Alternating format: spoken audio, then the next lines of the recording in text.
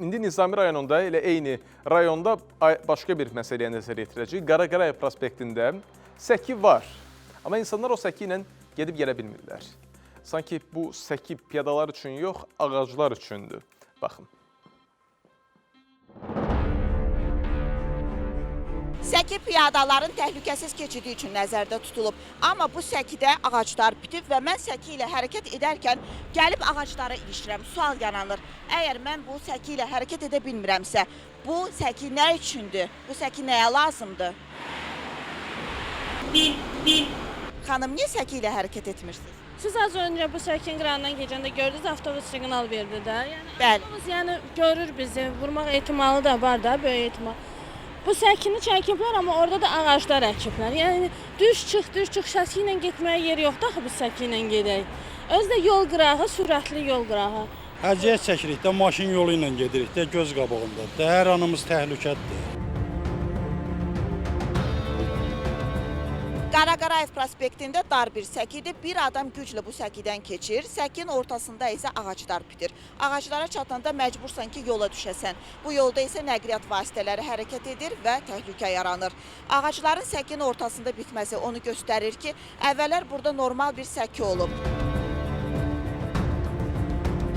Dəfələrlə olub, burada təhlükə dəfələrlə olubdur. Uşağı da maşın vurub, böyüyü də maşın vurub. Özümüz qorxa-qorxa keçirib yolu, Allah hamd olsun. Qəti mümkün deyil. Yağış yağanda da su, maşınlar keçir, üstümüz başımız bulanır. Hər gündə bu küçəni keçib gəlir. Səki əvvəl normal olubmu? Bəli, əvvəl olub da yol genişlənəndən sonra, amma obyektlər tikiləndən sonra bu yollar belə daraldı. Normal olmasa da bunu normal hala gətirməlidirlər vətəndaşları düşünərək. Qabaq belə deyildi, bəli. Bura tikildi, kafe tikdilər, onlar elədi hamısını. Sakinlər iddia edir ki, bu obyektin ərazisi genişləndirilərək səki zəbt edilib. Obyektin ərazisi genişləndirilib və səki zəbt edilib. Bəlkə obyekti səhv gəlmişsiniz. Burada elə şey yoxdur. Baxın, bu obyektin hasarıdır, düzdür? Aha, bəli. Hə. Hasarın o tərəfini görmüsünüz də, dar bir səkidir. Ha, Ortasında da ağaclar bitib. bəli. Görmüşük. Yəni bu hasar səkinin üstündədir. Yox, səkin üstündədir, səkin qırağındadır. O yolu ola bilər ki, sonradan böyüdülüblər.